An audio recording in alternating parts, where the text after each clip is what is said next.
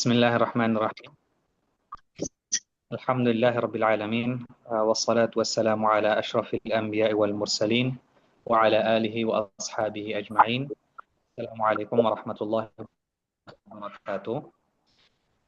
Pertama, kita ucapkan rasa syukur dan puja kita kepada Allah Subhanahu wa taala atas limpahan rahmat dan hidayah Allah Subhanahu wa taala.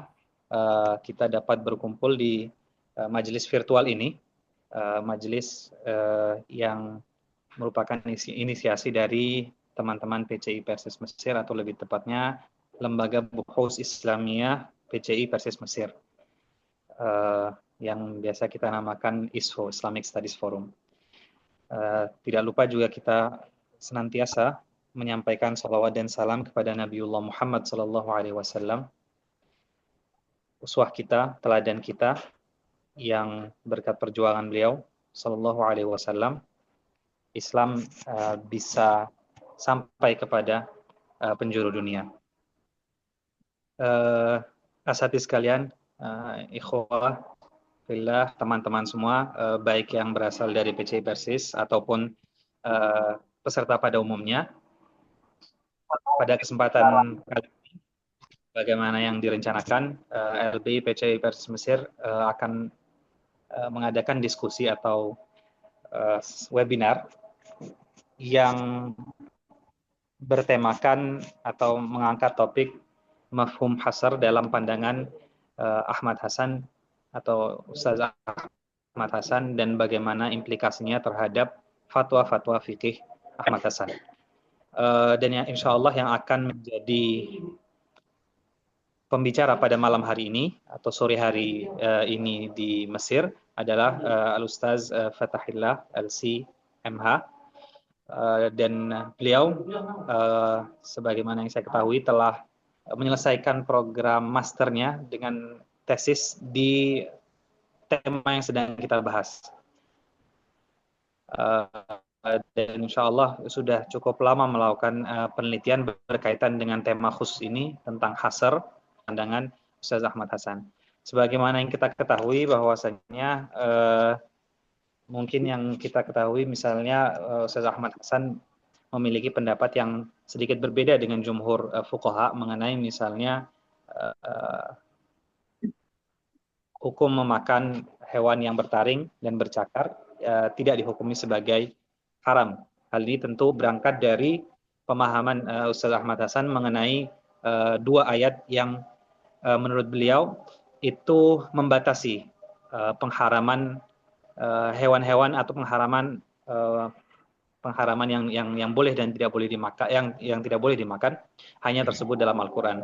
Adapun yang tidak tersebut dalam Al-Qur'an itu tidak bisa dikatakan haram karena karena sudah dibatasi oleh Al-Qur'an. Mungkin itu salah satu pendapat yang bagi yang familiar dengan pemikiran atau pendapat-pendapat beliau sudah pastinya pernah mendengarnya. Tentunya ini salah satu contoh saja, dan setelah ini Ustadz Fatahillah akan lebih dalam menganalisa tidak sekedar pendapat-pendapat fikihnya, tetapi bagaimana konsep hasar itu sendiri dipahami oleh para ulama usul fikih, ulama balaghah. Apakah kemudian ini menjadi pendapat yang jumhur, dan bagaimana tahqiq permasalahannya. Mungkin itu muqaddimah dari saya sebagai moderator. Dan insya Allah tanpa berpanjang kata, saya serahkan waktu kepada Ustadz Al-Fatahillah untuk menyampaikan materi, dan insya Allah mungkin sekitar 40 menit Ustadz ya. Nanti setelah itu kemudian kita ada sesi tanya jawab mungkin 15 sampai 20 menit begitu. Tafadhol Ustadz. Sebelumnya saya bagaimana cara share ini PowerPoint mungkin? Mohon saya diizinkan untuk share PowerPoint.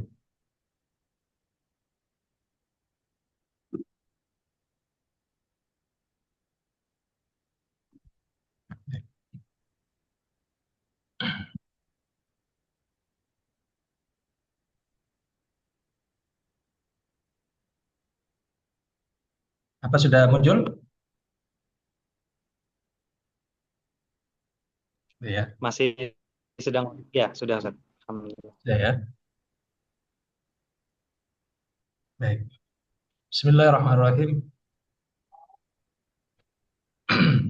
Innal hamdalillah nahmaduhu wa nasta'inuhu wa nastaghfiruh wa na'udzu billahi min shururi anfusina wa min sayyiati a'malina. May yahdihillahu fala mudilla lahu wa may yudlil fala hadiya lahu. Asyhadu an la ilaha illallah wahdahu la syarika lahu wa asyhadu anna Muhammadan abduhu wa rasuluhu la nabiyya ba'dah. Amma ba'd. Anifillah rahmatullah. Alhamdulillah kita dipertemukan di majelis online ini yang mudah-mudahan penuh dengan rahmat dan juga maghfirah dari Allah. Salawat serta salam tetap tercurah atas junjungan kita Nabiullah Muhammad SAW, yang mudah-mudahan kita bisa istiqomah untuk selalu mengikuti jalan perjuangan dan juga pengajaran, termasuk juga menjaga sunnah-sunnah beliau. Wanifillah rahmatullah, sesuai yang kita sepakati, yaitu tema kajian kita malam ini mafhum hasr dalam pemikiran Al-Hasan dan implikasinya terhadap fatwa fikihnya. Yang bila kita kembali, karena ini berbicara tentang kaidah usul fikih, maka kita perlu juga menyadari sebagai dasar pijakan kita bahwa disebut usul fikih itu karena memang pokok-pokok untuk memahami, pokok-pokok pemahaman. Yang dimaksud pemahaman maksudnya adalah memahami nas-nas baik Al-Quran ataupun Al-Hadis yang tentu saja berbahasa Arab. Dan itu kemudian usul fikih tidak mungkin dilepaskan dari kajian bahasa, karena usul fikih itu juga berangkat dari kajian bahasa, termasuk juga gramatikal, termasuk juga unsur sastra, termasuk juga kemudian makna logika atau mantik Arabi itu. Sehingga kemudian mengetahui basis ataupun dasar kebahasaan sebelum kemudian kita menggali Al-Quran ataupun As-Sunnah dipersyaratkan betul oleh para ulama itu. Jadi tidak mungkin kemudian seorang mujtahid tidak bisa kemudian menguasai bahasa Arab lalu lompat kemudian kepada ijtihad tanpa menguasai dasar bahasa tadi. Nah, karena itu kemudian dalam membedah mafhum hasr dalam pemikiran Al-Hasan, maka tidak bisa kemudian kita menghindari mengkaji dasar-dasar bahasanya. Karena itu akan saya tampilkan bagaimana pemandangan al-bayaniyun atau para ahli balaghah terkait tentang masalah yang kita kaji, yaitu hasr. Begitu juga nanti pandangan para ulama usul fikih ketika mereka merumuskan hasr sesuai dengan kebutuhan mereka dalam memahami Al-Quran dan As-Sunnah. Lalu kemudian kita juga akan melihat bagaimana Al-Hasan memahami mafhum hasr ini menurut pandangan beliau sendiri. Ikhwanifillah rahmatullah, kalau kita melihat kitab-kitab balaghah baik yang sederhana ataupun yang komplit, maka kita akan melihat definisi tentang hasr itu secara bahasa memang dimaknakan pembatasan. Saya ringkas seperti itu saja supaya kita lebih banyak berdiskusi nanti ya. Jadi secara bahasa al-hasr itu pembatasan, batas. Kemudian secara istilah itu takhsisu syai' bi syai' bi tariqatin ma'hudah. Mengkhususkan sesuatu dengan sesuatu dengan cara yang sudah dikenal. Yang kalau kita boleh syarah, ya mengkhususkan sesuatu ini berarti memang satu hal itu dibatasi dengan sesuatu yang lain. Karena istilah dalam ilmu balaghah itu terkait tentang hasr kadang disebut qasr, kadang disebut ikhtisas atau takhsis. Kalau istilah dalam ilmu balaghah.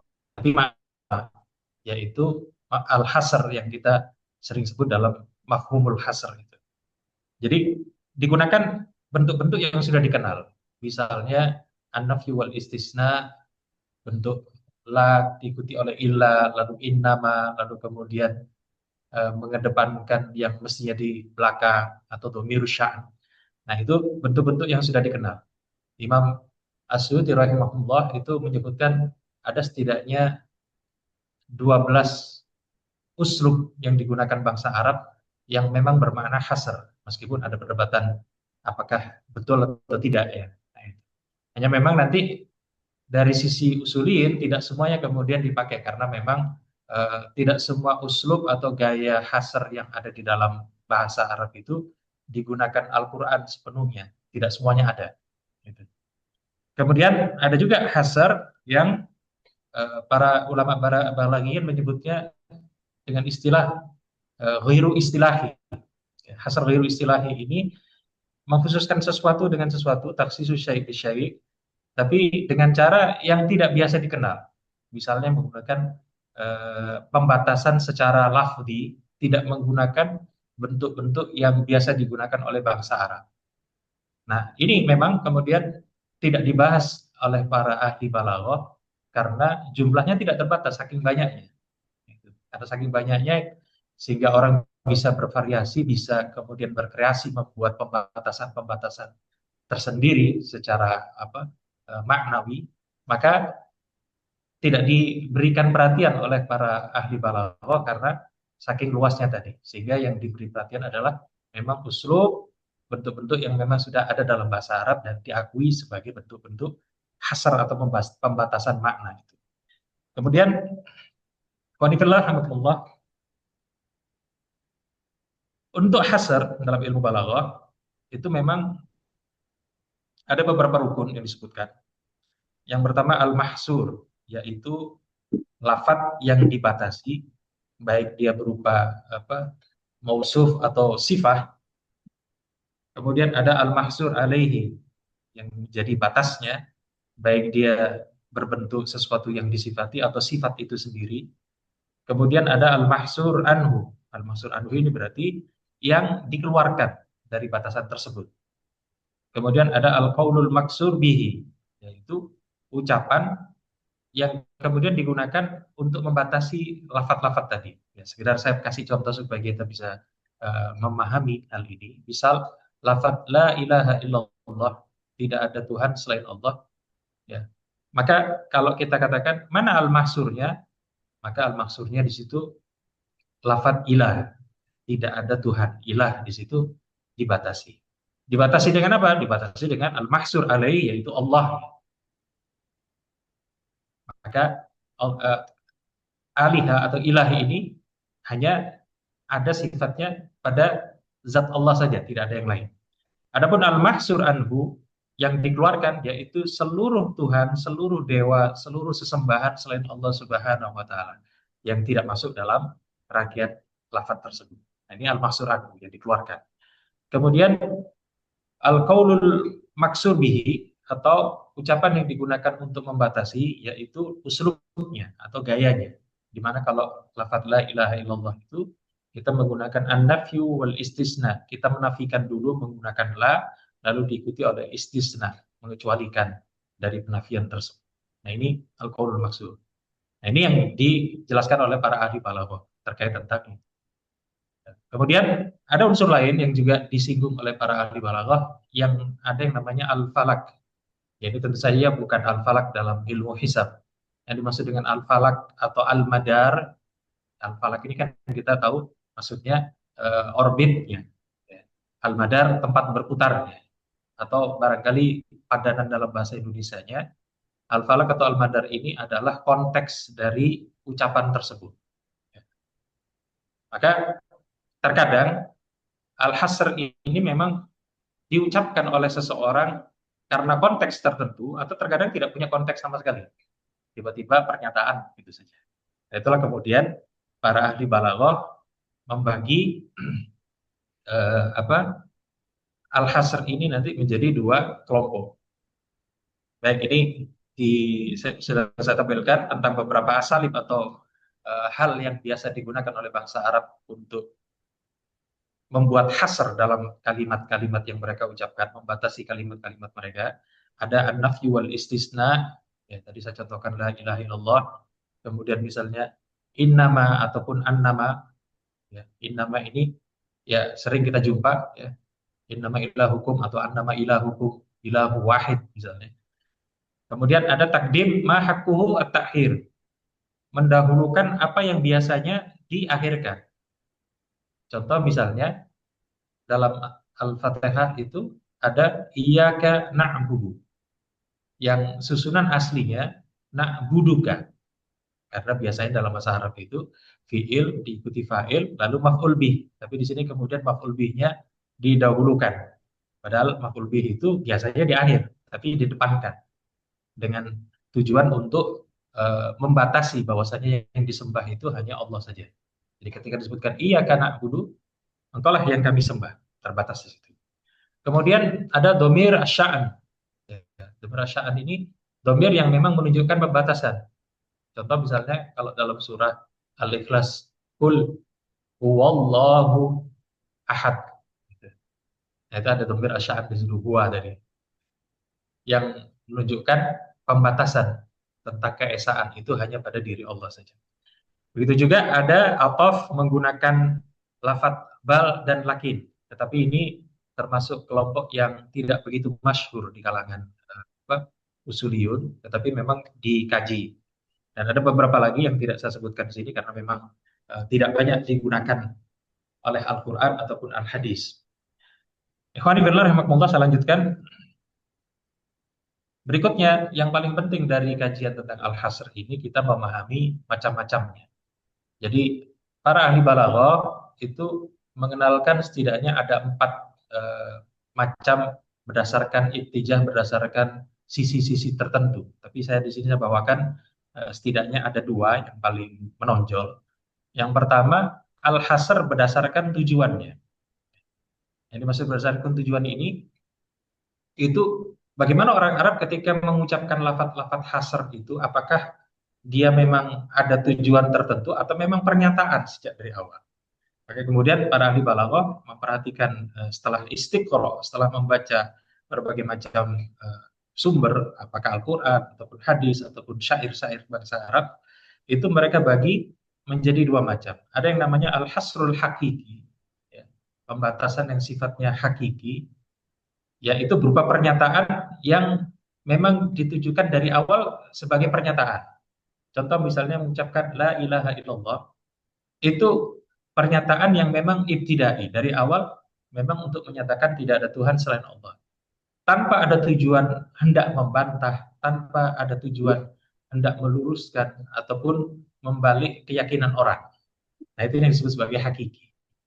Artinya betul-betul pernyataan yang kemudian punya makna membatasi lafaz tersebut kepada satu sifat tertentu. Kemudian ada yang disebut sebagai hasr idhofi. Hasr idhofi ini lafaz yang atau kalimat yang diucapkan ada tujuannya. Saya sebutkan di sini ada 3 hal. Yang pertama ifrad, untuk menunggalkan. Jadi disebut untuk menunggalkan itu begini. Misal ada orang yang tahu atau melihat ada 2 orang tamu yang mendatangi rumah saya. Yang kemudian dia meyakini ada 2 orang yang datang itu. Lalu kemudian dia mengatakan, hal ja'aka Ahmad wa Zaid misalnya. Apakah Ahmad dan Zaid datang ke rumahmu, atau bukankah Ahmad dan Zaid dan Ahmad itu datang kepadamu? Lalu kalau saya ingin menyatakan bahwa saya yang datang itu cuma 1 orang dan asli memang cuma 1 orang, maka saya katakan innama ja'ani Ahmad. Hanya saya yang mendatangi itu cuma Ahmad saja, si Zaidnya enggak. Nah, ini hasr, membatasi bahwa saya yang datang itu cuma si Ahmad saja, bukan si Zaid. Nah, ini bentuk yang kemudian untuk menunggalkan, dalam artian ketika lawan bicara kita meyakini ada 2 hal yang melakukan sesuatu, tapi ternyata sebenarnya cuma 1, maka kita ucapkan itu, ifrad. Ada juga untuk qalb, membalik keyakinan. Misal ada orang yang meyakini si Ahmad datang kepada saya. Ja'aka Ahmad, gitu misalnya. Tapi saya nyatakan, oh bukan Ahmad. Yang datang kepada saya itu si Zaid. Maka saya bisa membantahnya dengan mengucapkan innama ja'ani Zaidun. Yang datang itu si Zaid, bukan si Ahmad. Nah, ini disebut qalb. Jadi tujuannya untuk membalik apa yang diyakini oleh lawan bicara kita. Kemudian ada yang ta'yin. Ta'yin ini itu kalau kita berhadapan dengan lawan bicara yang ragu-ragu. Ya, jadi dalam kasus misalnya, siapakah yang datang ke rumah saya? Apakah si Ahmad ataukah si Zaid misalnya? Nah, ini ragu-ragu, si Ahmad atau si Zaid. Ada 2 orang, cuma dia tidak yakin. Mana? Ja'aka Zaidun am Ahmad? Misalnya. Lalu saya jawab, innama ja'ani Ahmad. Yang datang itu si Ahmad. Nah, ini untuk menentukan ta'yin. Nah, 2 bentuk hasr ini dijumpai dalam bahasa Arab sangat banyak. sangat banyak, bahkan dalam Al-Quran pun sebenarnya ada semua, baik yang bentuk hakiki ataupun bentuk idhofi. Kemudian ada juga dari sisi apakah lafaz yang disampaikan itu atau hasr yang disampaikan itu sesuai dengan kenyataan atau tidak. Maka di sini ada dua macam. Ada yang disebut sebagai tahqiqi. Disebut tahqiqi ini kalau pernyataan tersebut, kalimat tersebut memang sesuai dengan kenyataan, sesuai dengan hakikatnya. Contoh misalnya ketika menyebutkan la ilaha illallah, tidak ada Tuhan selain Allah, itu betul-betul sesuai hakikatnya. Bahwasanya kenyataannya di alam semesta ini tidak ada Tuhan kecuali Allah. Nah, ini disebut tahqiqi, benar. Jadi pernyataannya itu hakiki plus tahqiqi, sesuai dengan kenyataan. Tapi terkadang ada pernyataan yang hanya sekedar klaim saja atau istilahnya iddiai. Misal ada ungkapan la fatan illa Ali, tidak ada pemuda kecuali si Ali saja. Nah, ini kalau kita pahami menggunakan metode hasr menurut ahli balaghah, itu berarti sifat kepemudaan hanya berada pada diri Ali radhiyallahu anhu. Maka yang di sini kita bisa melihat ini bentuk iddiai. Kenapa iddiai? Sebab kenyataannya banyak sekali di masa itu, bahkan di masa berikutnya, pemuda-pemuda yang gagah berani, ya, yang punya sifat kepemudaan sempurna, sebagaimana Ali bin Abi Thalib radhiyallahu anhu. Nah, itu. Maka ini kita katakan, oh ini iddiai, ini klaim, yang tujuannya bisa jadi untuk mubalaghah dalam artian melebih-lebihkan fadilah dari Ali radhiyallahu anhu, atau kemudian untuk memang sekedar pujian yang melebihi dari pemuda-pemuda lainnya. Hanya memang para ulama balaghah kemudian memberi batasan. Kalau iddiai itu muncul di hadis atau barangkali mungkin di riwayat atau barangkali di syair-syair, maka memang disebut iddiai. Tapi kalau muncul di Al-Quran, maka para ahli balaghah tidak menyebutnya sebagai iddiai, tapi lebih cenderung kepada majazi. Sekedar untuk menghindar, jangan sampai kemudian dalam ayat Al-Quran itu dituduh hanya sekedar klaim belaka, tanpa ada kebenarannya. Yang ini tentu saja menjadi hal yang sensitif ketika berbicara tentang Al-Quran. Apakah Al-Quran itu hanya klaim saja, atau kemudian murni 100% kebenaran. Sementara kita meyakini Al-Quran itu kebenaran, maka istilah iddiai ini menjadi tidak relevan, sehingga kita rubah menjadi istilah majazi. Baik, ikhwan fillah rahmatullah. Saya lanjutkan. Menurut ahli usul fikih, ya, kita lanjutkan ke hasr, tapi dari sudut pandang para ahli usul fikih. Sebelum berbicara tentang mafhum hasr, itu kita tidak bisa kemudian lepas dari pembahasan tentang mantuk. Sebab ini sudah pasangannya. Ada mantuk, ada mafhum. Selalu begitu. Nah, para ulama usul fikih, ini saya ringkas saja ya, istilah-istilah yang dibahas ini. Mantuk itu mereka definisikan madalla alaihi lafdhu fi mahallin nutqi. Apa yang ditunjuk oleh suatu lafaz pada tempat pengucapannya.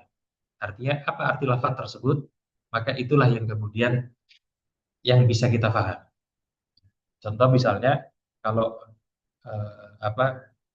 kata-kata aqimus shalah, tegakkanlah sholat. Maka dari sisi mantuk, yang dimaksud dengan mantuk ini adalah sesuatu yang diucapkan, yaitu kata-kata akimunya, perintah untuk mendirikan, kemudian as-sholat, yaitu sesuatu ibadah yang kemudian terdefinisikan dengan sesuatu yang diawali oleh takbir, ditutup dengan salam. Nah, itu dari sisi mantuknya. Adapun mafhum, itu didefinisikan oleh para ulama, madalla alaihi lafdhu la fi mahallin nutqi. Apa-apa yang ditunjuk oleh lafaz, tapi tidak pada tempat pengucapannya. Jadi dengan bentuk yang sama, misalnya aqimus shalah, ya, di situ punya makna. Salah satu maknanya apa? Berarti ada yang sholat. Gitu. Berarti ada yang sholat. Nah, ini lafaz menunjukkan sesuatu. Atau bisa juga kemudian berarti tidak diperintah untuk puasa. Nah, ini kan di luar dari lafaz-lafaz aqimus shalah itu. kita memahami, oh ini kalau diperintah aqimus shalah, dirikanlah sholat, berarti kita pahami kita tidak diperintah untuk puasa. Nah ini mafhum. Hanya memang mafhum itu ada yang kemudian sesuai dengan maknanya, ada yang kemudian berseberangan. Karena itulah kemudian para ulama membagi mafhum ini menjadi dua macam, seperti yang kita pelajari di usul fikih, ada mafhum muwafaqah dan mafhum mukhalafah. Nah, disebut muwafaqah itu kalau maka al maskutu anhu muwafiqan lil mantuqi bihi. Kalau yang didiamkan oleh lafaz tersebut itu memang sesuai dengan mantuknya, ya. Memang sesuai dengan mantuknya. Contoh begini, yang paling sering kalau kita mengkaji bab mantuk dan mafhum itu, contohnya itu selalu wala taqul lahuma uffin, ya, firman Allah Taala itu. Dan jangan engkau katakan kepada kedua orang tua itu kata-kata uff. Nah, di sini seringkali kemudian dijelaskan mantuknya adalah larangan untuk mengucapkan uff kepada kedua orang tua. Dijelaskan lagi.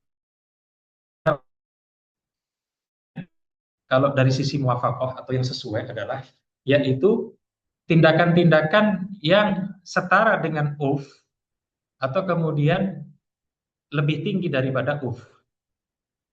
Misal kalau wala taqul lahuma uffin ini, maka kita bisa pahami mafhum muwafaqahnya itu ada dua. Ada yang sifatnya musawi atau yang setara. Misal ketika dilarang untuk mengucapkan lalu kemudian anaknya ini hanya sekedar cemberut misalnya. Nah, dengan cemberut ini dianggap setara. Dengan cemberut ini dianggap setara. Atau yang lebih kuat lagi, tidak hanya sekedar mengucapkan misalnya menempeleng kedua orang tuanya. Maka ini berarti kita katakan muwafaqah. Jadi baik yang setara ataupun yang kemudian lebih kuat lagi, maka kita katakan ini sebagai muwafaqah.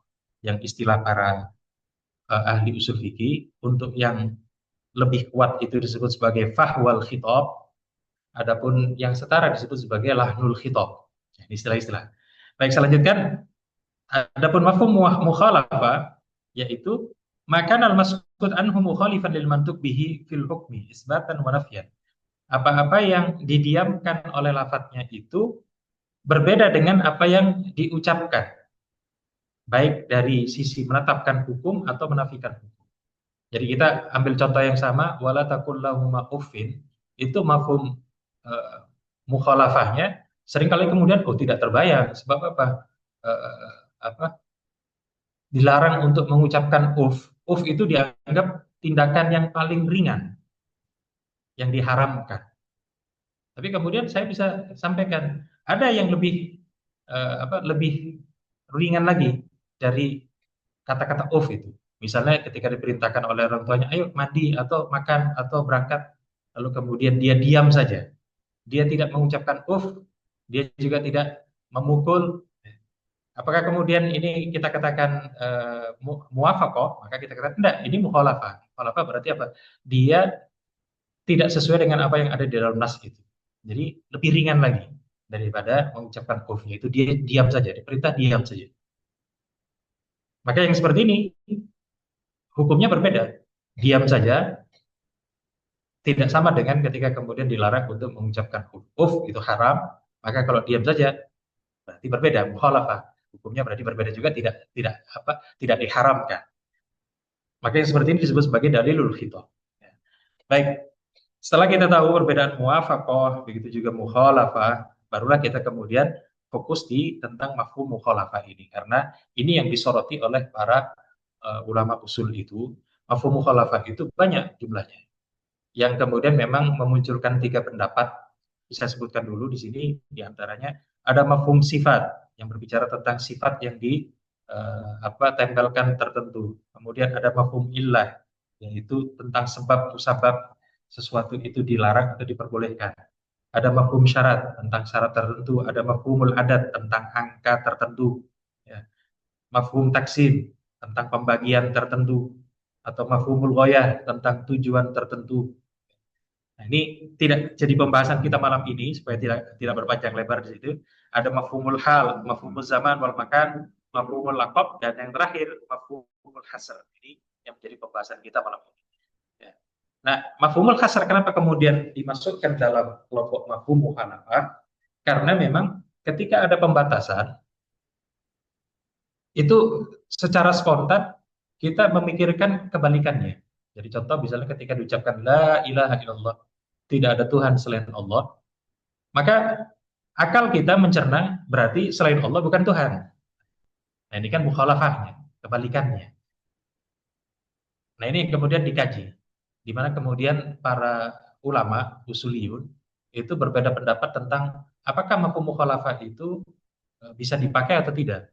Sehingga kemudian muncul tiga pendapat. Jumhur ulama menyatakan mafhum mukhalafah secara umum itu bisa digunakan kecuali mafhum laqab. Ini rata-rata jumhur usuliyun menyatakan itu. Kecuali mafhum laqab. Mafhum laqab itu mafhum yang bicara tentang nama tertentu. Terus kemudian pendapat yang kedua menyatakan bahwasannya seluruh mafhum mukhalafah itu tidak bisa dipakai. Ya, seperti misalnya kelompok Az-Zahiri, madhab Zahiri dan juga madhab Hanafi itu menolak mafhum mukhalafah. Kenapa? Karena mafhum mukhalafah ini menurut mereka itu sesuatu yang memang pada asalnya tidak ditunjuk oleh lafaz. Ya, kalau tidak ditunjuk oleh lafaz maka tidak bisa dijadikan dalil. Itu pandangan mereka. Tetapi jumhur ulama menyampaikan mafhum mukhalafah itu bisa dijadikan pegangan. Kenapa? Karena para sahabat, para kaum muslimin di awal-awal generasi itu orang-orang yang fasih yang kemudian memahami dari ayat ataupun dari dalalah hadis itu ada mafhum-mafhum tersebut. Nah, itu. Sehingga kemudian bisa dipakai secara awalnya, kecuali ya tentu saja nanti jumhur ulama itu memberikan syarat. Saya kumpulkan itu ada sekitar 12 syarat kapan kemudian mafhum itu boleh digunakan. Gitu. Jadi tidak sembarangan. Mafhum mukhalafah ini boleh digunakan ini, tidak kemudian semua mafhum mukhalafah bisa digunakan. Ada syaratnya. Ya. Tapi itu bab yang berbeda lagi. Kemudian pendapat yang ketiga yang kemudian menyatakan seluruh mafhum mukhalafah diperbolehkan. Ala kulli hal kembali kalau kita boleh tarjih ya kita mengikuti jumhur ulama yang menyatakan bahwasanya mafhum mukhalafah itu semuanya bisa digunakan dengan syarat ya kecuali mafhum laqab karena mafhum laqab ini kalau digunakan itu sangat merusak. Jadi contoh misalnya kalau dikatakan bahwasanya si fulan masuk surga maka berarti yang lain nggak masuk surga. Nah itu berbahaya yang seperti itu. Kacau betul. Karena apa? Tidak ditunjuk oleh kalimat atau lafaz yang diucapkan. Ikhwanifillah rahmatullah saya lanjutkan. Nah setelah kita dari sisi usul ini, kita fokus kepada mafhum hasr secara usul fikih.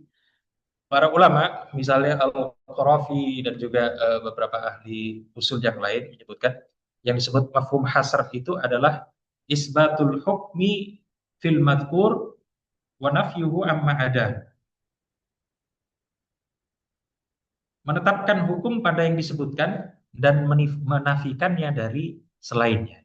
Artinya disebut hasr itu ketika misalnya kita bicara tentang la ilaha illallah ya, itu menetapkan ketuhanan hanya kepada Allah dan menafikannya dari yang lain. Atau wala takul lahu ma'uffin misalnya, itu kita menetapkan keharaman mengucapkan ya, dan menghalalkan atau menafikan keharaman itu dari bentuk-bentuk perbuatan yang lain. Nah ini mafhum hasr. Ada juga yang mendefinisikan isbatu nakidi hukmil mantuk lil maskut anhu bisighati innama wa nahwiha. Menetapkan kebalikan dari hukum yang diucapkan terhadap hal yang tidak disebutkan melalui lafaz seperti innama dan yang semisalnya. Maka kita bisa melihat dari definisi yang kedua ini definisi yang mirip dengan apa yang disampaikan oleh para ahli balaghah. Sehingga kita bisa melihat benang merahnya bahwa para ahli usul fikih itu merumuskan hasr atau mafhum hasr itu berdasarkan kepada apa yang difahami atau yang disampaikan oleh atau kajian-kajian dari para ahli balaghah terkait tentang hasr itu. Makanya dari awal saya sampaikan tidak mungkin kemudian kita memahami usul fikih kalau kita tidak belajar bahasa atau balaghah dengan baik. Ini kesimpulannya. Baik, jadi sehingga kita bisa melihat al-hasr itu seperti itu, menetapkan untuk sesuatu tapi menafikannya untuk yang lain. Kemudian saya lanjutkan bagaimana dengan Al-Hasan sendiri. Karena kajian kita terkait tentang pandangan Al-Hasan berkaitan dengan al-hasr. Yang pertama, pandangan beliau memang secara khusus tidak kita jumpai di banyak tempat yang merumuskan tentang al-hasr menurut pandangan beliau. Saya jumpa di sini di dua tempat saja. Yang pertama di tafsir Al-Furqan di bagian Muqaddimah, ya, itu di halaman 20 disebutkan tentang pasal ke-16. Ya, saya potongkan di sini supaya kita bisa lihat screenshotnya begitu ya. Yang pertama, apabila Quran hasarkan, ya, maka ayat yang dihasarkan itu maksudnya ialah rangkaian kalam yang terbatas dan terkepung. Maksudnya betul-betul dibatasi. Yaitu dengan kalimah la dan illa atau sebangsanya. Nah, ini berarti kan seperti dengan apa yang disampaikan oleh para ahli balaghah tadi. Seperti la ilaha illallah, tidak ada Tuhan yang sebenarnya melainkan Allah, dan seperti la salata illa bi fatihatil kitab, tidak sah sembahyang melainkan dengan Al-Fatihah. Nah, di sini dibatasi bahwa yang benar-benar Tuhan hanya Allah, atau bahwa keabsahan sholat itu hanya yang dibacakan di situ surah Al-Fatihah. Kalau tidak dibacakan berarti tidak sah. Nah, ini hasr. Kemudian menggunakan kalimah innama, seperti innama ilahukum ilahu wahid. Hanya saja Tuhan kamu itu melainkan Tuhan yang satu. Atau Tuhan kamu itu hanya Tuhan yang satu. Yang membatasi bahwasanya ketuhanan itu hanya terletak kepada Tuhan yang satu saja. Tidak pada yang dua atau trinitas atau yang banyak dewa. Maka itu bukan Tuhan. Nah, di sini kita lihat pembatasan sifat ketuhanan itu kepada zat yang satu saja. Saya lanjutkan bagian berikutnya. Maka menurut bahasa, rangkaian yang dihasarkan dengan la, illa, atau dengan innama, tidak boleh ada kecualian lagi di lain tempat. Artinya kalau sudah dibatasi, maka tidak boleh ada ungkapan lain, pernyataan lain, dalil lain yang mengecualikan isinya. Atau oleh orang lain. Ya, jadi di tempat lain atau di oleh orang lain. Seperti firman Allah, wa an laisa lil insani illa ma sa'a, bahwa tidak ada bagi manusia melainkan apa yang ia usahakan. Yakni manusia tidak akan dapat ganjaran melainkan dari apa yang ia kerjakan. Tidak dari apa yang dikerjakan oleh orang lain. Dan seperti makanan yang diharamkan. Kemudian Quran katakan hanya 4 dengan pakai kalimat la ajidu fima, terus kemudian illa, ya. Begitu juga innama harrama alaikumul maitata, yang menunjukkan bahwasanya yang diharapkan itu dibatasi cuma 4 saja. Sehingga kemudian tidak bisa dikecualikan. Kalau tidak bisa dikecualikan berarti tidak boleh ada yang keluar dari pembatasan tersebut. Nah, sesudah hasar itu, kalau kita anggap juga ada lain-lain lagi yang haram menurut hadis, misalnya kalau bicara tentang makanan, ada hadis yang mengharamkan hewan berkuku tajam, misalnya. Berarti kalau menurut Hasan, kita merendahkan derajat Quran lantaran menghasar sesuatu yang tidak maksud. Jadi dalam pandangan beliau, kalau kemudian kita terima hadis itu berarti kita meragukan atau bahkan meremehkan lafadz hasar yang disebutkan di dalam ayat-ayat hasar tentang makanan tersebut dalam Al-Quran. Sebab apa? Nah, kalau memang tidak maksur, kenapa maksur? Kalau memang tidak ada hasar, kenapa lafadz itu hasar? Ini berarti Al-Quran, kalau kita terima hadis-hadis itu, menurut pandangan Hasan, berarti Al-Quran ini kemudian tidak konsisten dalam bahasanya. Tetapi hadis-hadis yang melarang lain dari 4 yang diharamkan oleh Al-Quran, boleh kita anggap sebagai larangan makruh, bukan larangan haram. Nah, ini bentuk jam'ul adillah. Jadi bagaimana beliau menjamak dua dalil itu sehingga dua-duanya tetap dipakai, meskipun kemudian tidak melalui jalur pengecualian atau penambahan di situ. Ya. Baik, ini di Al-Furqan, bisa dilihat masing-masing kalau punya tafsir Al-Furqan di mukadimah tersebut. Kemudian bisa kita jumpa juga di soal jawab jilid 3 halaman 1177, ya. Ketika beliau menjelaskan terkait tentang masalah ganjaran pahala, itu beliau jelaskan, ya, supaya bertambah terang, saya ulangkan sekali lagi arti dua ayat itu. Ayat pertama, bahwasanya manusia tidak akan dapat ganjaran melainkan dari apa yang ia telah kerjakan. Kemudian ayat kedua, pada hari kiamat tidak seorang pun akan teraniaya walaupun sedikit. dan kamu tidak akan diberi ganjaran melainkan apa yang kamu telah kerjakan. Nah, dua-dua ayat itu lantaran memakai kalimat tidak yang dikecualikan dengan kalimat melainkan. Jadi ada apa? Laisa illa, gitu ya. Maka menurut ilmu bahasa Arab dinamakan mahsur, yakni terkurung atau terbatas.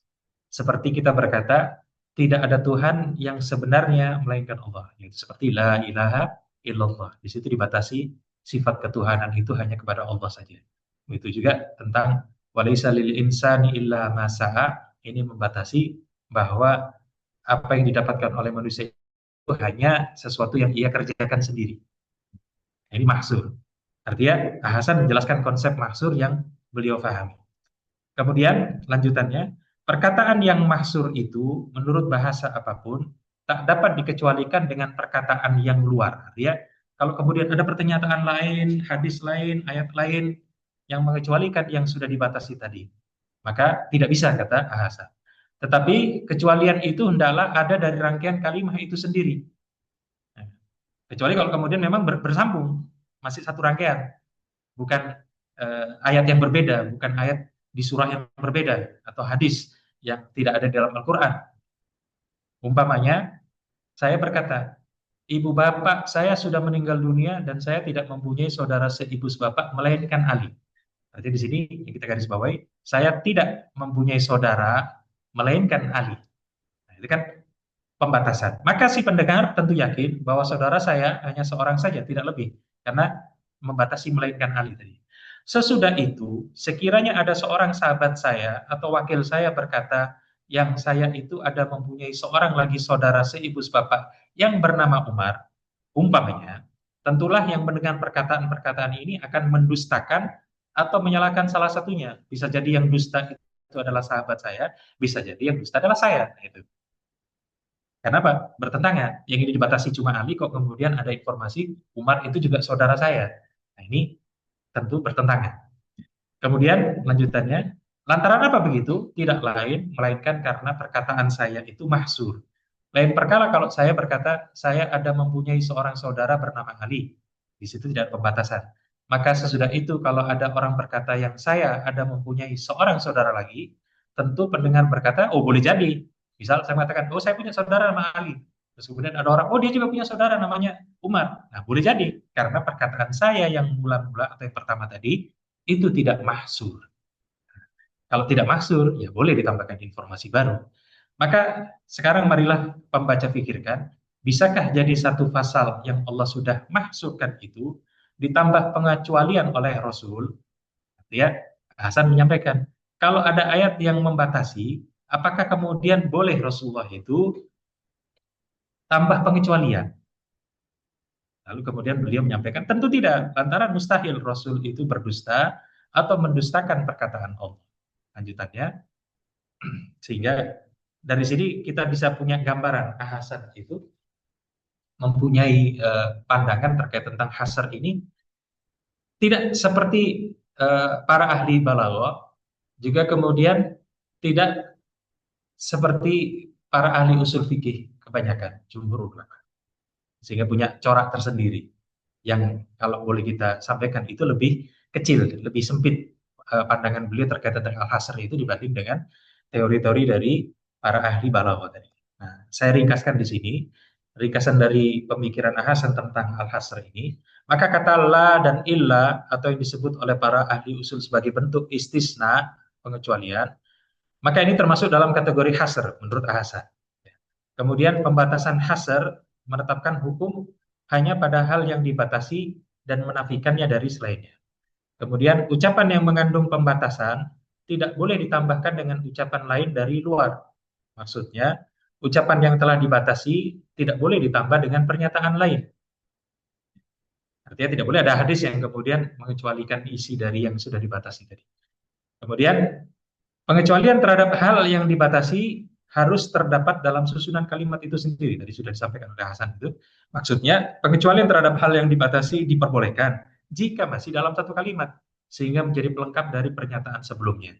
Artinya, penambahan terhadap hal yang dibatasi diperbolehkan selama masih dalam satu kalimat. Kemudian jika terdapat nas atau teks yang bertentangan dengan makna pembatasan dari nas lain, maka hal itu meniscayakan pengingkaran terhadap salah satu nas atau menyatakan kesalahan pada salah satunya. Ya, ini yang diyakini oleh Hasan. Kalau misalnya ada hadis yang mengecualikan yang dimahsur, oh itu berarti pertentangan. Kalau pertentangan, salah satunya pasti dusta. Nah, itu masalahnya di situ. Kemudian ucapan yang tidak mengandung pembatasan, maka hukum yang terkandung di dalamnya boleh ditambahkan dengan tambahan-tambahan lain. Yang kalau dalam ilmu usul fikih itu ada bab khusus yang disebut sebagai ziyadatun nas. Penambahan nas itu apakah kemudian disebut sebagai ziyadah ataukah kemudian dianggap sebagai nasah. Tapi itu bab yang berbeda. Saya lanjutkan juga masih Hasan. Rasulullah SAW tidak mungkin berdusta dalam ucapannya dan tidak mungkin pula mendustakan firman Allah Ta'ala. Firman Allah Ta'ala yang bersifat pembatasan tidak boleh ditambahkan kepadanya pengecualian dari Rasulullah SAW. Sehingga memasukkan individu-individu baru ke dalam pembatasan yang sebelumnya tidak termasuk dalam. Artinya di sini, kalau ada ayat yang memang hasr, mahsur, ya, maka tidak boleh ada pengecualian, dikeluarkan anggota-anggota yang dibatasi tadi, ataupun ditambah. Tidak boleh menurut Hasan itu. Karena apa? Karena dianggap itu memasukkan individu baru ke dalam hasr. Padahal sebelumnya tidak termasuk. Yang berarti hasrnya rusak. Baik. Sehingga kita bisa melihat Hasan punya pandangan khusus terkait al-hasr ini. Yang kesimpulannya beliau meyakini bahwasanya al-hasr itu cuma hasr hakiki. Tadi sudah kita bahas di awal penjelasan tentang ahli balaghah menjelaskan tentang hasr itu, bahwa hasr itu hasr hakiki. Tidak boleh kemudian ada penambahan-penambahan lain. Tidak boleh ada hasr yang sifatnya klaim, iddiai, atau hasr yang kemudian sifatnya terbatas kepada konteks tertentu. Nah, begitu. Ya. Jadi ini ada perbandingan pandangan, cuma cukup panjang. Ya, saya ringkas saja, kita langsung ke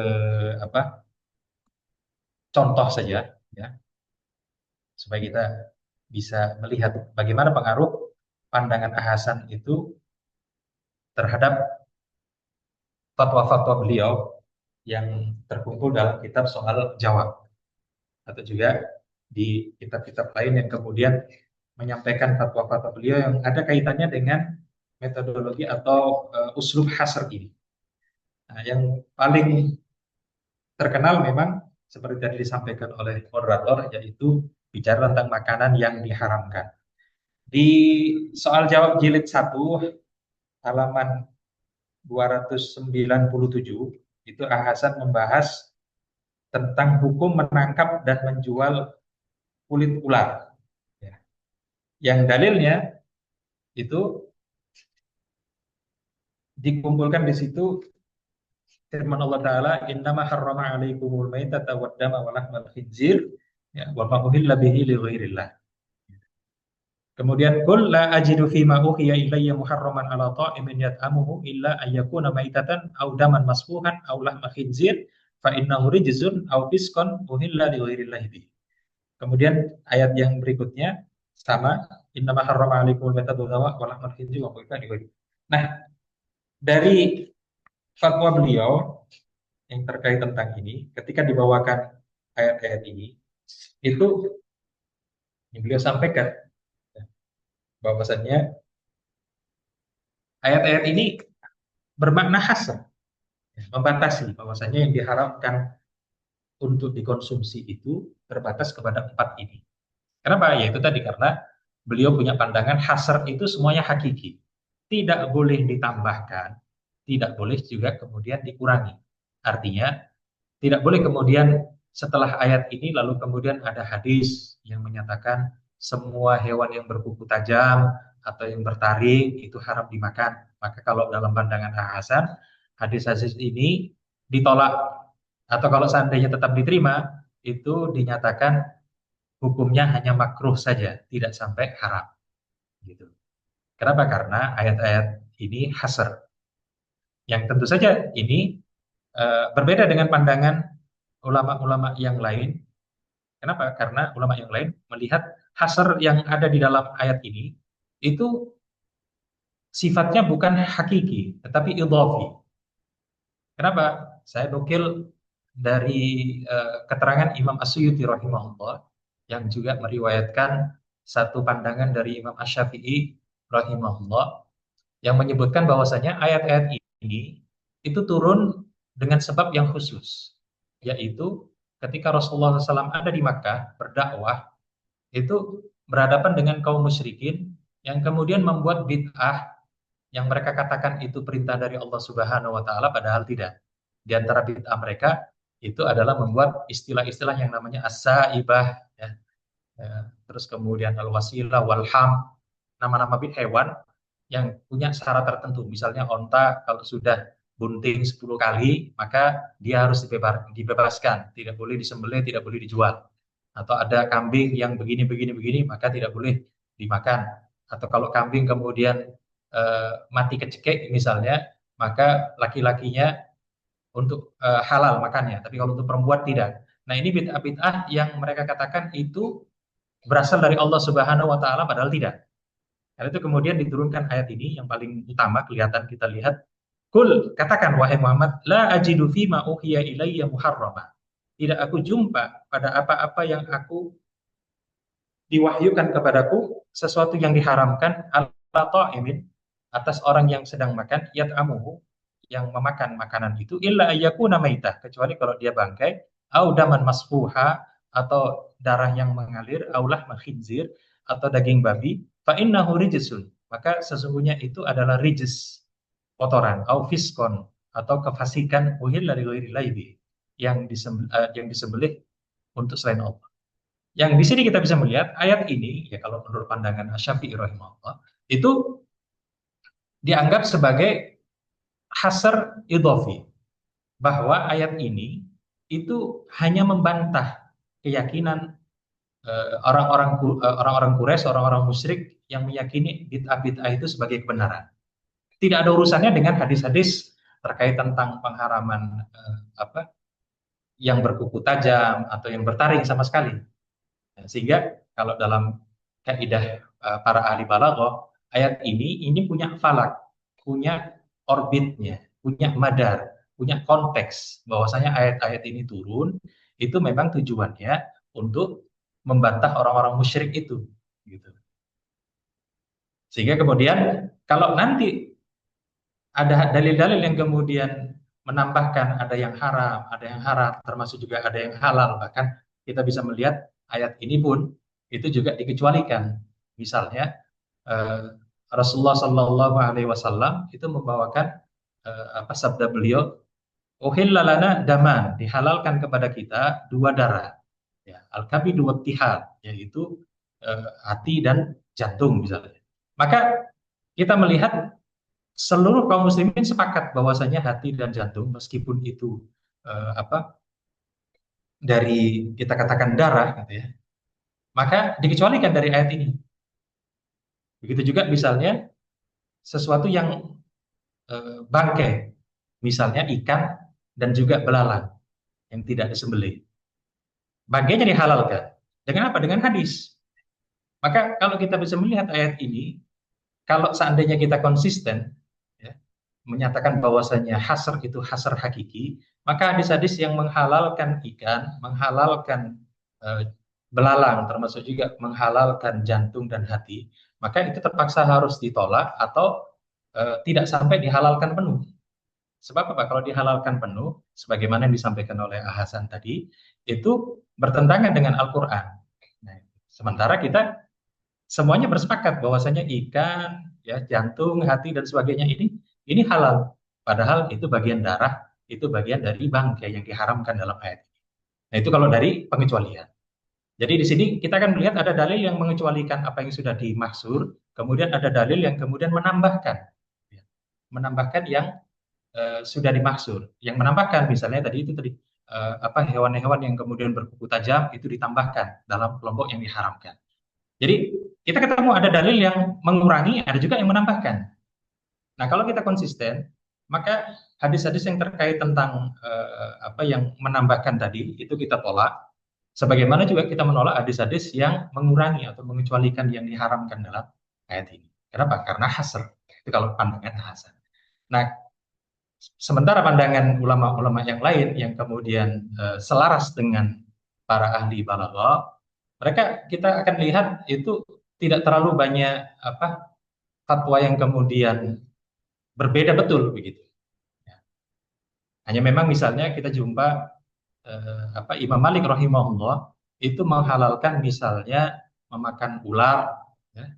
Karena apa? Ya, menggunakan berdalil dengan dalil ini juga. Dalil bahwasanya yang diharamkan itu cuma empat, sehingga ular itu tidak termasuk yang diharamkan itu, boleh kemudian dikonsumsi dengan cara disembelih dan seterusnya. Nah, barangkali itu karena ya waktu terbatas betul. Ini masih ada sebenarnya beberapa yang bisa kita bahas tentang ganjaran amal perbuatan, kemudian najisnya kaum musyrikin. Yang kalau kita cek satu persatu, ini kalau boleh dicatat tujuh ini, nah, nanti bisa dicari di soal jawab itu. Kita akan jumpa terkadang Hasan konsisten dengan teori hasr yang beliau miliki itu, terkadang kemudian memang berbeda dengan banyak pertimbangan. Contoh yang menarik misalnya dalam masalah lotre itu beliau jelaskan panjang lebar terkait tentang perjudian dalam Al-Quran, ya, yang disebut sebagai azlam, yang kemudian dilarang dalam Al-Quran karena dianggap sebagai rijsun min amali syaiton dan seterusnya. Tapi kemudian ketika melihat kaum muslimin di masa beliau itu membeli lotre kepada kelompok Cina, sehingga harta kaum muslimin itu masuk ke lingkungan orang-orang Cina, pengusaha-pengusaha non-muslim itu, maka beliau kemudian menyarankan bagaimana kalau kaum muslimin itu membuat lembaga lotre sendiri. Nah, itu bisa dilihat di eh, apa fatwa beliau yang disebutkan di dalam soal jawab itu. Nah, itu menarik itu kalau dilihat. Sehingga kita bisa melihat perubahan pandangan beliau terkait tentang hasr ini itu juga terkadang kemudian berbeda dengan apa yang beliau yakini, berbeda dengan apa yang beliau rumuskan. Ya, sekali dua kali dengan pertimbangan macam-macam, dengan pertimbangan maslahat atau kemudian macam-macam ya. Sehingga kita punya gambaran tidak semua al-hasr yang kemudian dirumuskan Hasan itu betul-betul dipraktekkan oleh beliau dalam banyak fatwa secara konsisten. Ada sedikit perbedaan. Tapi memang seperti yang kita lihat pengaruh pemikiran beliau terkait tentang al-hasr ini itu memang mempunyai implikasi yang membuat hasil fatwa beliau itu berbeda betul dengan fatwa para ulama. Di mana para ulama itu rata-rata cenderung kepada teori kebahasaan meskipun tidak selalu 100% persis dengan para ahli balaghah, sementara Hasan merumuskan hasr dengan bentuk yang lebih sempit, yaitu hanya meyakini yang versi hakiki saja, tidak idhofi. Baik, Ikhwani fillah rahimakumullah, barangkali itu sudah 40, ya, ini bahkan sudah 50 menit ini. Ya, saya cukupkan sampai di sini. Silakan saya kembalikan kepada moderator. Aku lupa lihat wa astaghfirullah li. Ya. Jazakumullah khairan katsirah Ustadz Fathahillah atas pemaparan yang cukup komprehensif ya dan mendalam menganalisis mafhum atau konsep hasar di kalangan ulama balaghah dan ulama usul fikih, dan kemudian sudah dipaparkan juga komparasinya bagaimana Ustadz Ahmad Hasan sendiri memahami konsep hasar, dan tadi kita sudah juga mendengarkan penjelasan tentang salah satu kasus tentang makanan yang diharamkan sebagai salah satu bentuk implikasi terhadap konsep hasarnya Ustadz Ahmad Hasan. Dan memang cukup menarik ini pembahasannya, dan barangkali karena sudah hampir 1 jam, jadi insya Allah kita akan langsung akan buka sesi tanya jawab gitu ya. Saya sudah menyiapkan pertanyaan, tapi mungkin saya persilakan dulu bagi ikhwas sekalian, bagi hadirin sekalian yang ada di ruangan Zoom ini untuk bertanya. Bisa langsung dinyalakan mic-nya dan kemudian langsung bertanya, tidak apa-apa. Atau kalau mau bertanya lewat chat atau angkat tangan juga boleh. Tafadhol. Mungkin 2 pertanyaan terlebih dahulu. Tafadhol Ustaz. Ustaz, boleh langsung nyalakan mic-nya dan perkenalkan diri Ustaz sekaligus langsung pertanyaan. Bismillahirrahmanirrahim. Terima kasih waktunya. Perkenalkan saya Wildan, Ketua PC Persis Jatiwaras dari Kabupaten Tasik Selatan. Ahlan wa sahlan. Menarik sekali karena Hasan ini memang Tuan Hasan ini di antara pemikir yang eh terkadang juga berbeda dengan mayoritas jumhur begitu dalam hal ini. eh saya sepakat bahwasanya hasr itu menurut para ahli balaghah ada yang dinamakan dengan hasr hakiki dan ada yang dinamakan hasr idofi atau dikatakan juga hasr majazi. Hasr majazi itu adalah tidak berfungsi sebagaimana hasr hakiki. Kalau hasr hakiki, kalau dalam artinya itu kan hanya saja, hanyalah. Kalau di pesantren-pesantren, angin pastine atau pastina. Nah, sedangkan hasar idofi itu kan tidak seperti itu. Hasar idofi itu dia cenderungnya ke takwiyatul hukmi. eh Sepertinya akan berimbasnya itu ada imbasnya juga ketika kita memahami bahwa hasr itu semuanya hakiki. Tidak ada hasar idofi. Contoh dalam surat Al-Anfal dikatakan innamal mu'minuna alladzina idza dzukirallahu wajilat qulubuhum. Nah, ini kalau difahami secara hakiki, wah bahaya. Bahwasanya hanya saja orang mukmin itu adalah apabila disebutkan nama Allah hatinya bergetar. Bagaimana saya kalau disebutkan nama Allah tidak bergetar? Berarti saya tidak iman kalau begitu. Nah, maka saya setuju tadi sama Al-Ustadz bahwasanya tidak semua ayat itu difahami secara hakiki, hasarnya, dan tidak semua ayat itu difahami secara majazi atau idofi. Ada ayat-ayat itu dengan korinah-korinah tertentu, dia difahami secara hakiki dan difahami secara majazi. Seperti surat Al-Anfal ayat 2 ini, tidak bisa kita maknai secara hakiki, bahwa orang kalau tidak disebutkan nama Allah tidak bergetar, dia itu tidak iman. Oh ini kan bahasa, bahaya ini, takfir nanti kesananya. Makanya hasr idofi itu, dia cenderungnya itu adalah ketakwiyatul hukmi, penguatan hukum. Bahwa orang yang beriman, orang imannya yang kuat, imannya iman yang mantap, itu kalau dia disebutkan nama Allah bergetar hatinya. Bagaimana yang tidak bergetar? Dia juga beriman begitu. Makanya mungkin di sini kita juga ini tujuannya mungkin apakah kita ingin meluruskan pemikiran yang sudah dulu digariskan oleh orang tua kita adanya kajian ini pertanyaan saya Ustadz, apakah ini adalah kita menggugat nih pemikiran-pemikiran orang tua kita yang justru kemudian difahami oleh generasi-generasi atau oleh kader-kader berikutnya bahwa ini adalah sebuah kekeliruan. Apakah kemudian kita juga mengatakan bahwa Hasan itu keliru dalam mengambil kesimpulan atau dalam mengambil sebuah kaidah? Nah, ini jadi pertanyaan saya. Apakah pemahaman Hasan ini keliru ketika beliau itu cenderung memahami hasar itu semuanya hakiki? Begitu mungkin Ustaz. Terima kasih.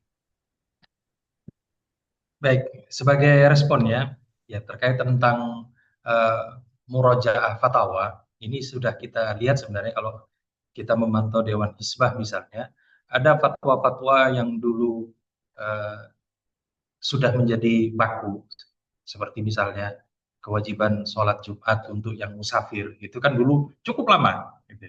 Sampai kemudian dikaji ulang, sampai kemudian kita mengadakan perubahan, termasuk misalnya juga terkait tentang masalah bunga bank yang dulu boleh, lalu kemudian dikaji ulang, gitu.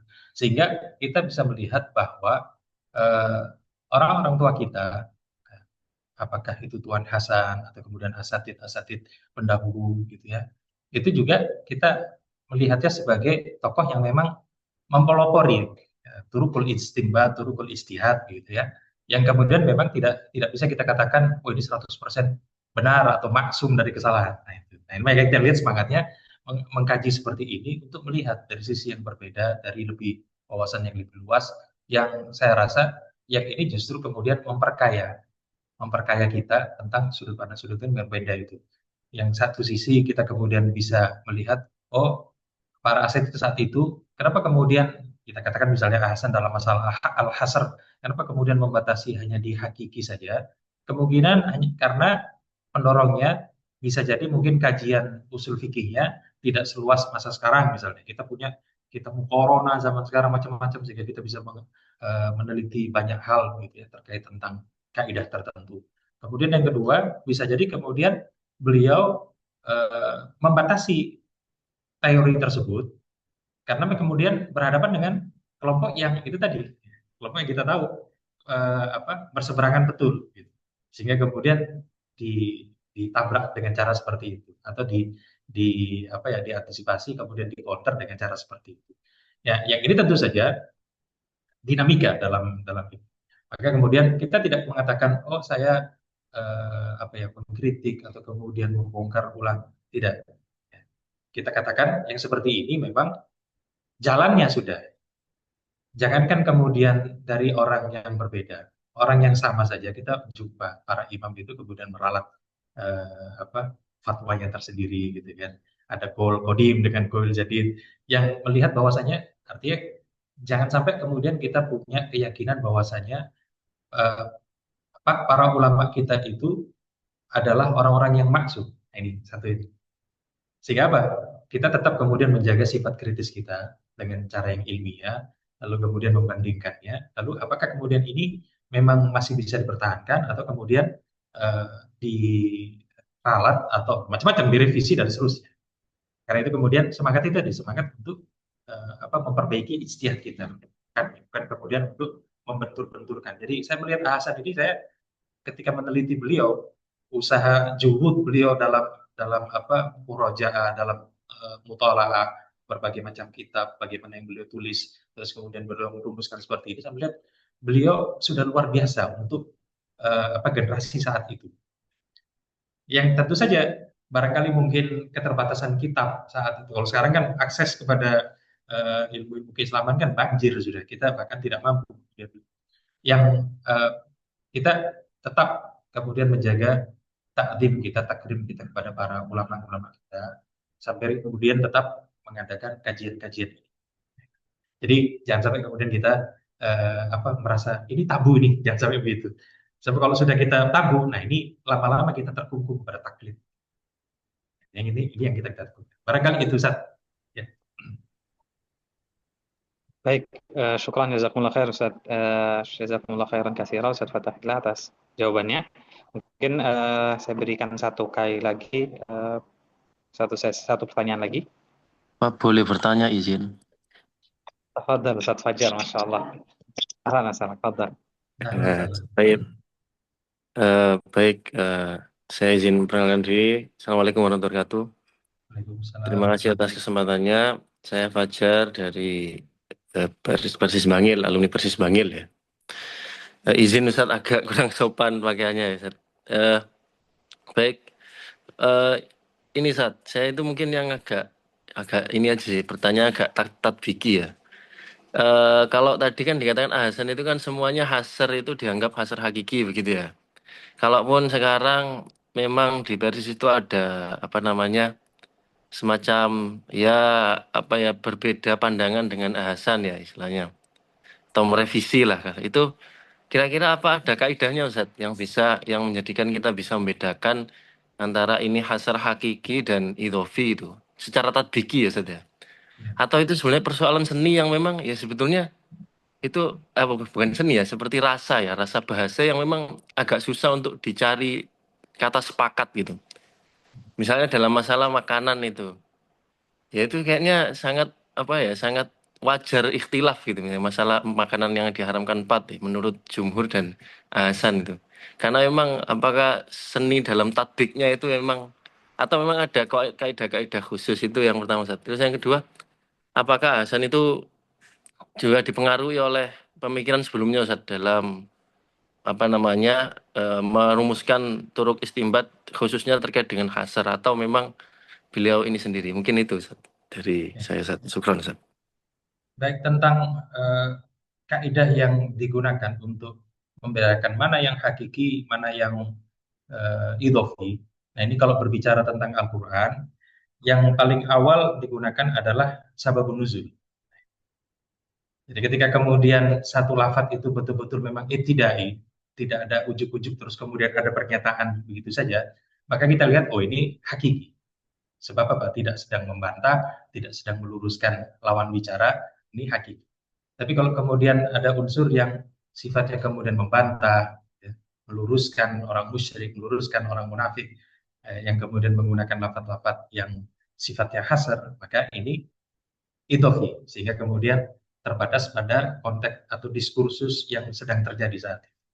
Nah, itu salah satunya.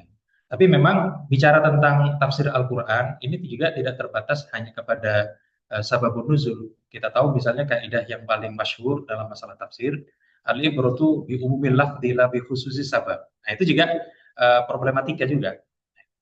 Yang kalau kemudian kita berpegang secara kaku dengan kaidah tersebut, al-ibratu bi umumil lafdzi misalnya, lebih khusus sebab, maka akhirnya kemudian itu tadi ada pemikiran bahwa ini hakiki, ini hakiki, ini hakiki, yang kemudian tidak melihat dari sisi bagaimana sababun nuzul itu mempengaruhi makna dari ayat-ayat yang mengandung hasar tersebut.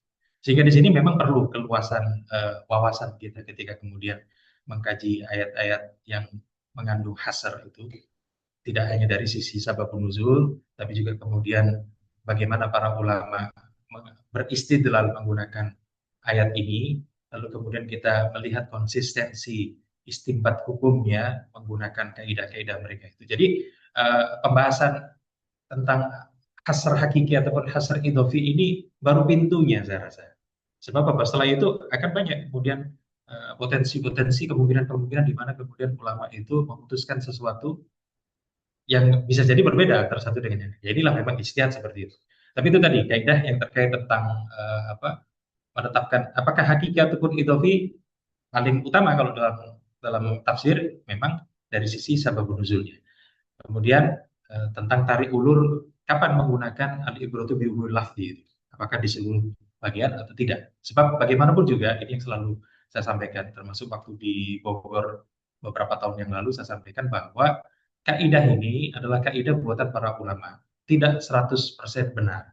Sebab kalau digunakan secara kaku, kita akan ketemu anomali atau kemudian hal-hal yang betul-betul berbeda, betul-betul yang kemudian tidak seperti biasanya. Gitu. Yang kita barangkali kemudian mengingkari. Gitu. Kalau kita menggunakan al-ibratu bi umumil lafzi secara kaku. Gitu. Karena itu penting bentuk wawasan yang komprehensif ketika kemudian kita mengadakan kajian terhadap sesuatu. Kemudian yang kedua, ya saya lupa yang tadi. Mohon maaf, barangkali moderator ingat yang kedua tadi yang ditanyakan. Ya. Boleh tadi Ustaz Fajar bisa diulangi poin keduanya? Ya, terkait dengan dipengaruhi oleh siapa gitu. Oh begitu. Baik, iya ya. Masalah dipengaruhi, ini saya lihat Hasan rahimahullah itu banyak mengkaji rujukannya ke tafsir Al-Manar. Yang kita tahu tafsir Al-Manar ini tafsir yang baru setengah gitu ya, belum sampai sempurna. Sampai sekarang pun wallahualam kalau sudah ada yang melanjutkan tafsir tersebut, tapi tidak sempurna, baru 12 juz kalau tidak salah itu. Tidak sempurna Ustaz. Ya, sudah sempurna ya? Tidak sempurna Ustaz. Ya, Saya beli itu cuma 12 jilid itu, tidak ada lagi. Ya, artinya, tapi itu memang sering dijadikan rujukan oleh Ustadz Hasan dalam masalah-masalah seperti misalnya kirim pahala, ya, yang seperti itu, sedekah untuk atas nama orang tua dan sebagainya, hal-hal yang seperti itu kemudian ke situ. Sehingga kalau kita lihat benang merahnya pemikiran Hasan terkait tentang fatwa-fatwa beliau itu mirip dengan yang ada di tafsir Al-Manar itu dalam banyak hal. Meskipun kemudian banyak juga yang beda gitu. Tapi ada garis ini. Sebab apa? Kajian beliau memang ada di situ. Kita bisa buktikan misalnya di perpus beliau itu ada memang tafsir itu, dan kemudian rupanya memang banyak dibaca.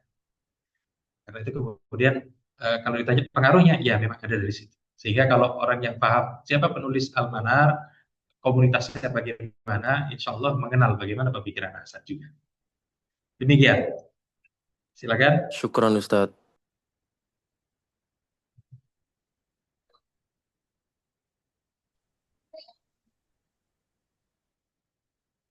Baik, kembali ke moderator, silakan. Mas Lubab, masih ada waktu nggak buat saya?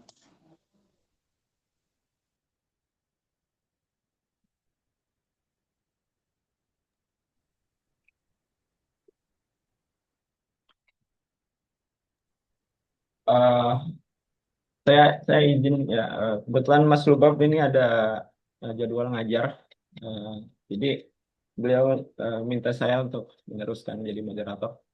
Silakan, mungkin tadi ada yang ingin masih bertanya. Saya Ya, Mas Gusti, silakan. Ini Ustaz, menjelaskan satu lafadz itu, bayan dari satu lafadz itu kan biasanya, ini kalau saya salah mau ditegur ya, itu kan pasti ada, kalau kita membayangkan satu lafadz itu pasti ada taksis dan ada istisnanya. Tadi kan contohnya maitata itu. Nah, kita kasih contoh lain, misalnya akimi sholat. Sholat sendiri, akhirnya kan dia kalau dibayangkan, akhirnya dia mentakhsiskan sholat yang dimaksud dan menistisnakan arti sholawat, doa, dan lain-lain seperti itu. Itu pertanyaannya. Yang kedua,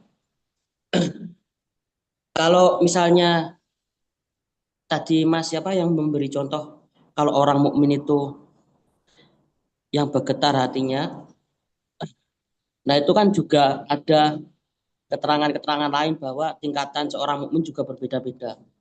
Nah, nanti juga ada Islam, ada ihsan, dan macam-macam. Nah, itu menunjukkan bahwa bukan pembatas gitu. Oke, mungkin cukup sekian Ustaz. Insya Allah jelas nggih. Sebentar, agak gini di tentang yang pertama tentang apa ya, bayan kata gitu ya. Terus kemudian Ya. yang kedua Apa namanya? Kalau dibatasi, gimana ya? Saya ngomong sih bentar-bentar. apa silakan. Ya, apa hanya orang beriman yang bergetar hatinya, kemudian dikatakan itu bukan hakiki. Nah, seandainya pun itu dikatakan hakiki pun, itu nanti bertentangan dengan keterangan-keterangan yang lain, seperti tingkat keimanan seseorang, Islam, ihsan, dan lain-lain. Nah, seperti itu Ustaz. Jadi sejauh ini kalau saya belum puas dengan selain daripada ada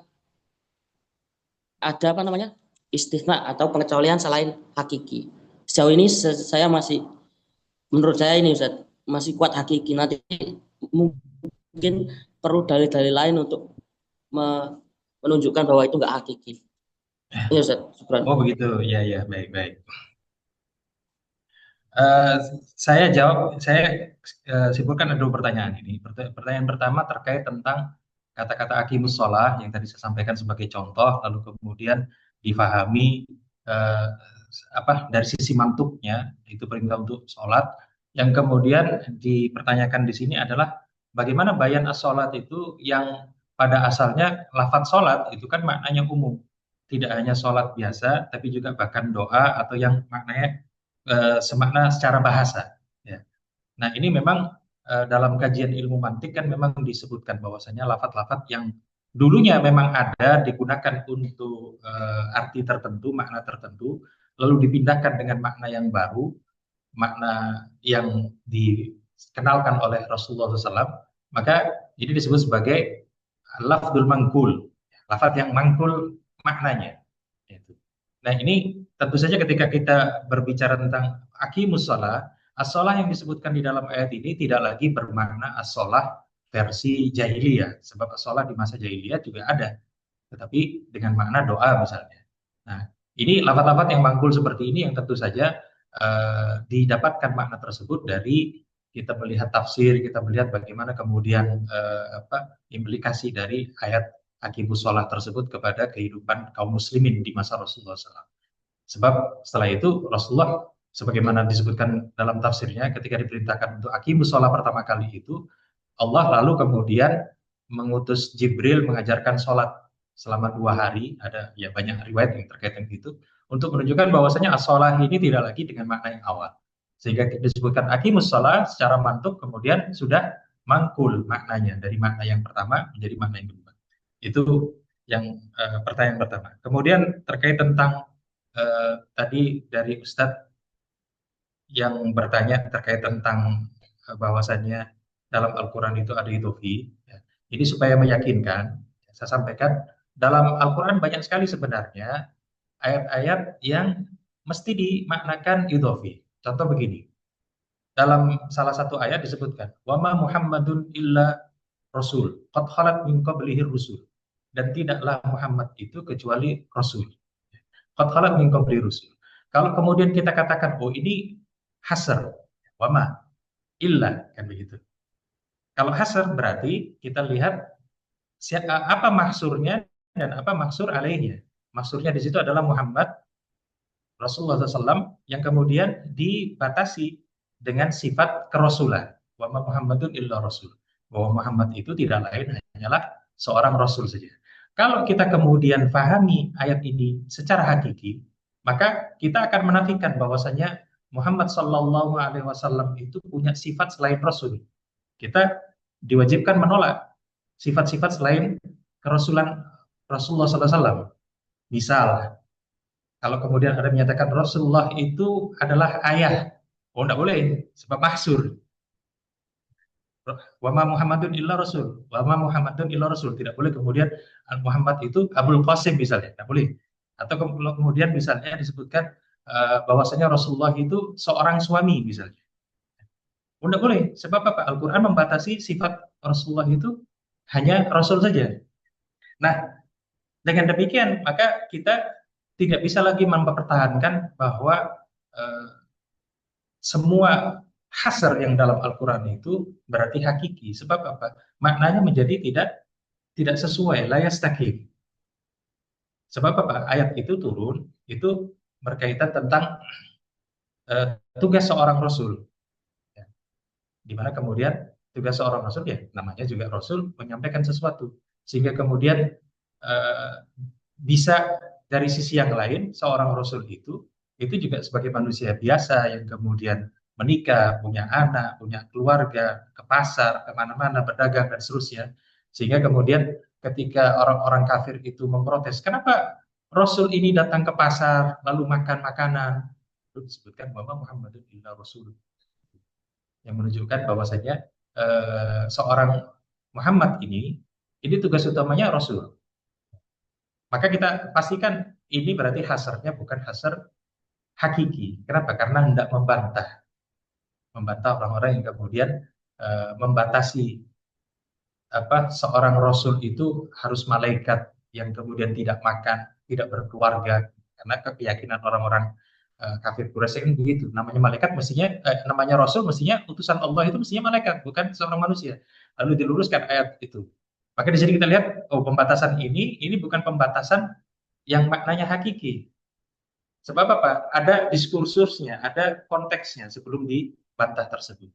Maka kita katakan, oh ini berarti hasarnya hasar itu. Dan ini cukup banyak. Saya menemukan banyak sekali ayat-ayat yang sifatnya seperti ini. Jadi ketika dibatasi itu ternyata, loh, kalau dibatasi seperti ini, makna yang lain harus dinafikan, jadi tidak sesuai maknanya. Nah itu ya karena keterbatasan waktu ya. Jadi saya cukup banyak data terkait tentang itu, tapi karena keterbatasan waktu saya tidak bisa sampaikan semuanya. Barangkali itu. Baik, ada di chatting itu ada pertanyaan dari Mas Sayyid.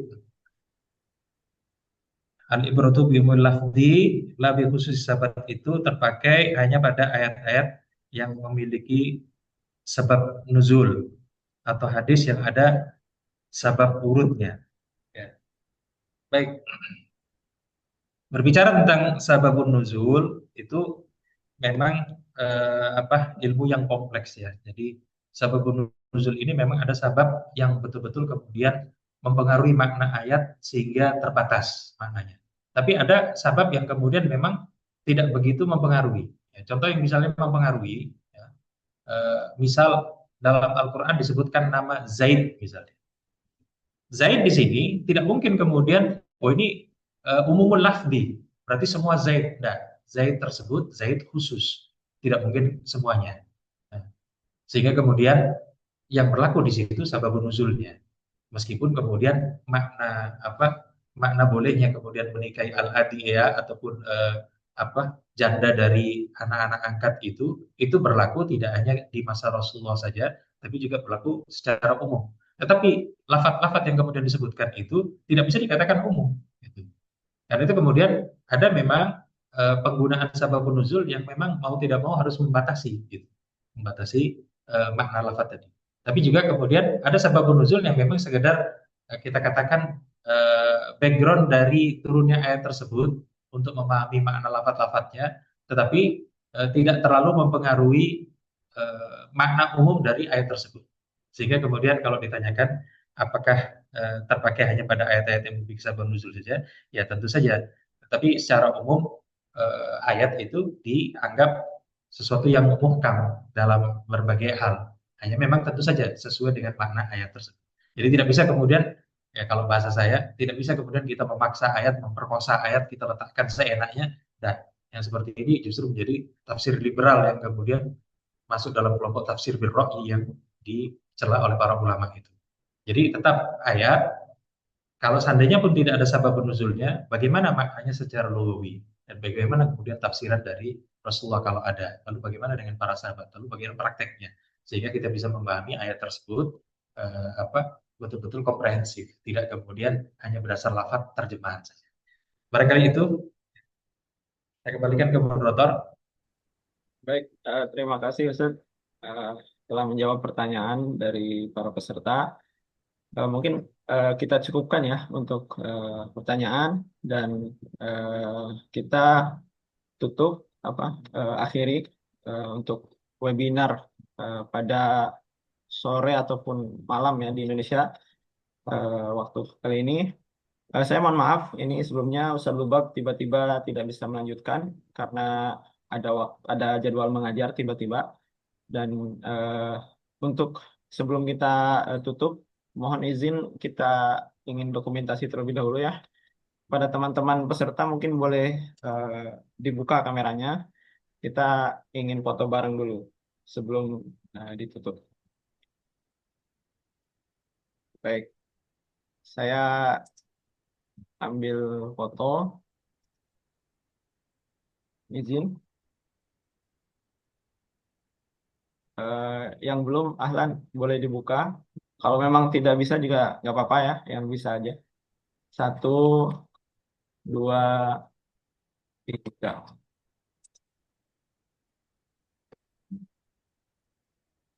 Baik.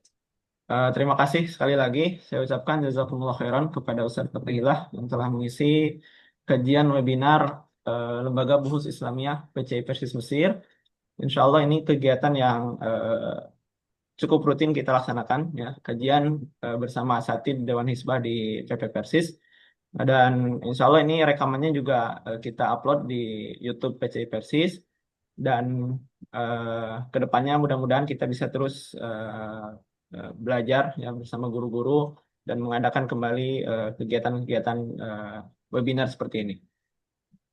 Saya tutup. Qulu qouli hadza wa astaghfirullah li wa lakum. Wassalamualaikum warahmatullahi wabarakatuh. Waalaikumsalam warahmatullahi Terima wabarakatuh. kasih semuanya. Terima kasih. Saya pamit dulu ya. Ya, Waalaikumsalam. Waalaikumsalam.